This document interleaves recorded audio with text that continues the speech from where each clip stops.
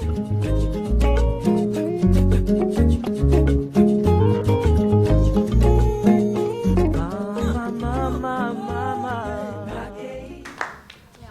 et puis bienvenue. Merci d'être venu.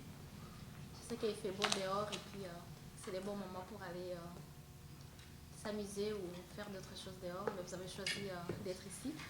Alors mon nom, je m'appelle Pascasie Minani Passi. Je suis canadienne d'origine burundaise et j'ai fait mes études ici à l'Université d'Ottawa. D'abord la dernière année des études secondaires en Colombie-Britannique et mon baccalauréat à l'Université d'Ottawa en sociologie et développement international et ma maîtrise en mondialisation et études des femmes. Quand je faisais ma maîtrise, j'ai commencé à m'intéresser aux questions liées aux femmes, les femmes en politique. De plus en plus, on voit dans différents pays, pas seulement les pays africains, mais aussi dans les pays occidentaux, on voit l'intégration des femmes. Les femmes s'impliquent de plus en plus en politique.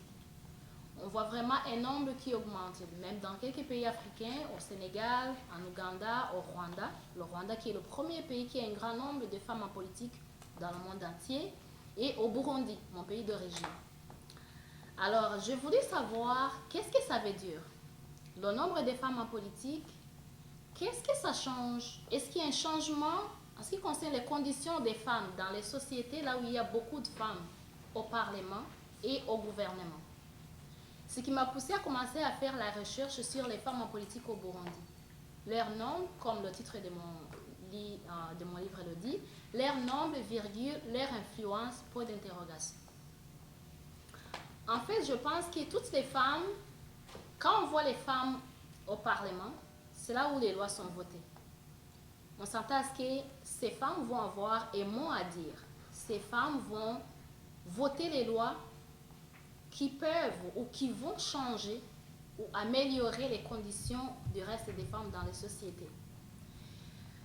Il y a une théorie, la théorie de la masse critique, qui dit que à chaque fois il y a un nombre signifiant des minorités, pour le Burundi on va parler des femmes, dans une organisation, une institution, ça va souvent avec le changement.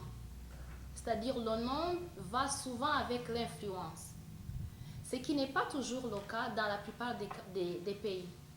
Et en regardant les conditions des femmes dans la société burundaise, là où on voit encore les femmes qui ont les mains coupées par les maris, juste parce que ces femmes n'ont pas mis au monde les enfants garçons, juste parce qu'elles ont eu juste les filles. Et la loi est là.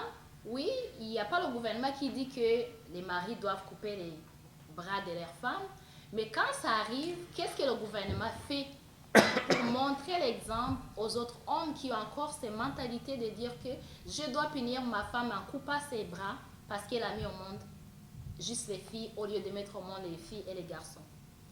Et il y a aussi d'autres abus. Maintenant, il y a le trafic humain. Les jeunes filles qui sont vendues dans la prostitution. Les jeunes filles qui sont abusées, les femmes de ménage qui sont abusées par les patrons des maisons. Quand elles tombent enceintes, malheureusement, elles sont chassées, elles perdent de l'emploi, elles doivent retourner au village. Ça, ce n'est pas quelque chose qui se passe en secret, mais c'est quelque chose qui se passe souvent. Alors, le Burundi a un minimum de 30% des femmes au gouvernement et au Parlement, et c'est dans la Constitution. Alors, qu'est-ce qui empêche l'influence des femmes en politique au Burundi? C'est facile à juger pour dire ces femmes ne font rien. Ces femmes ne travaillent pas au profit des femmes burundaises de la société. Mais au lieu juste de dire ces femmes ne font rien, je voulais savoir qu'est-ce qui les empêche d'avoir cette influence. Et parmi les facteurs qui limitent l'influence des femmes en politique au Burundi, il y a deux facteurs. Il y a les facteurs de nature socio-culturelle et puis il y a aussi les facteurs de nature politico-ethnique. Pour ce qui est de la culture, il y a beaucoup d'éléments, parmi lesquels il y a le manque d'éducation.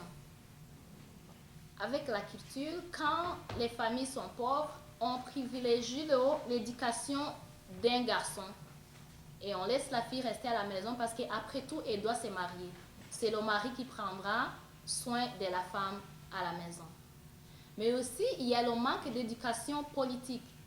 la plupart des femmes éduquées, au lieu de se diriger vers les sciences sociales, mais les sciences politiques, elles vont de plus en plus dans les domaines de soins de santé, les enseignantes de l'école primaire, etc. Quand on parle des facteurs politico-ethniques, on voit de plus en plus le problème qui se passe par là. Comme vous le savez, le Burundi, c'est un pays qui a l'histoire caractérisée par les massacres entre les ethnies.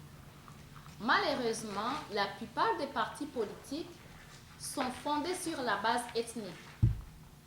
Quand on parle de l'IPRONA, on voit en général les Tutsis. Quand on parle de FDD, CNDD, on voit en général les Hutus. Quand on parle de Frodebo, on voit en général les Hutus, etc. C'est-à-dire que ces femmes entrent en politique à partir de ces partis qui sont déjà basés sur les divisions. Les femmes politiques burundaises Tutsi dans les partis politiques Tutsi, les femmes burundaises politiques Hutu dans les partis politiques Hutu. Et ça fait qu'elles sont là, mais elles défendent déjà les intérêts politiques des hommes politiques qui existaient là, avant que ces femmes y arrivent.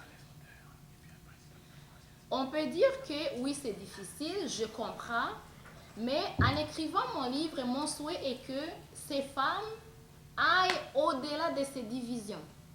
Parce que Tutsi ou Hutu, nous sommes tous Burundais et Burundaises. Et quand il y a les problèmes qui affectent les femmes dans les sociétés, vouloir ou pas, ces problèmes ne vont pas choisir, ou ne vont pas chercher les femmes Tutsi seulement pour les affecter, ou ne vont pas aller chercher les femmes Hutu pour les affecter. Ça affecte les femmes Hutu et les femmes Tutsi. Alors mon souhait en écrivant mon livre est que ça va arriver, le temps doit arriver là où les femmes doivent être ensemble, aller au-delà de ces limites, aller au-delà de toutes ces divisions qui ne sont même pas bien fondées. Parce que quand on parle d'un Tutsi, d'un Hutu, on peut mettre quelqu'un là-bas, pour les gens qui ne connaissent pas les différences, on peut dire telle personne est Tutsi ou telle personne est Hutu, mais en réalité, ça peut être le contraire.